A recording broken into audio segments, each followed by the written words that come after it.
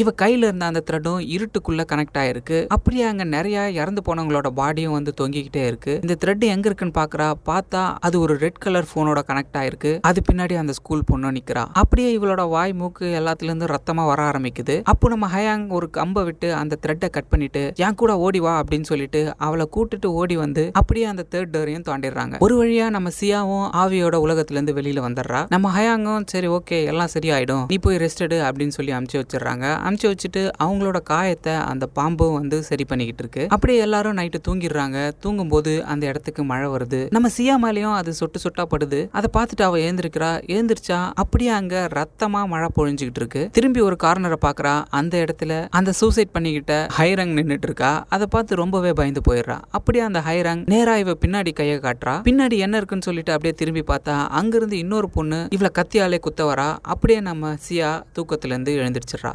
மறக்காம சர்ப்ரைஸ் பண்ணுங்க.